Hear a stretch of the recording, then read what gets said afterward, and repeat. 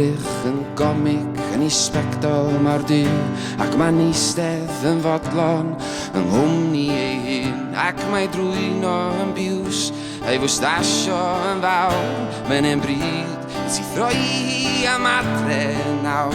Mr G, Mr G, lle wyt ti yn mynd, a beth ydi dy hanes? Dweud wrthai fy ffrind, chos dwi roed wedi ddweld i yn sobor o'r blaen. Mr G, ti di meddwi yn gocws pan ddaw diwedd y nos, ac mae'r bar bron y cae. Mae'n cael un peint bach arall, dim ond un peint neu ddau, ac mae ar ei ore, a diom isio mynd adre.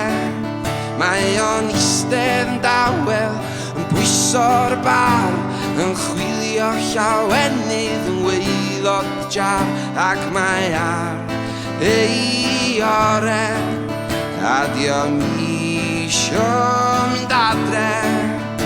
Mae ei goryn yn foel dan y com ofer bler, ac i feddwl yn bell wrth y lleiad ar ser, ac mae'n gwenu yn ddrygiog fel plentyn bach drwg. Mr G, wyt ti'n gradur bach doniol, a sut sei di adre, chos mae'n toallt y glaw, neu di gerdded troll ffordd a dy fag yn dy law, yn ôl i di gwag, mor unig dy fyd yn byw, ac yn bod yn y dafarn o hyd. Pan ddaw diwedd y nos, ac mae'r bar bron y cae, mae'n cael un peint bach arall, dim ond un peint neu ddau, ac mae ar ei ore, a diom isio mynd adre.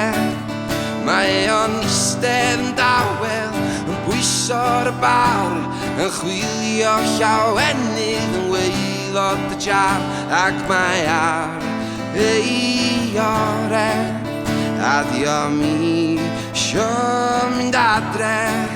Mae o'n eistedd yn dawel, yn bwyso'r bar, yn chwilio llawenydd yn waelod y jar, ac mae ar ei ore, a diom isio mynd adre, ac mae ar ei ore, a diom isio mynd adre.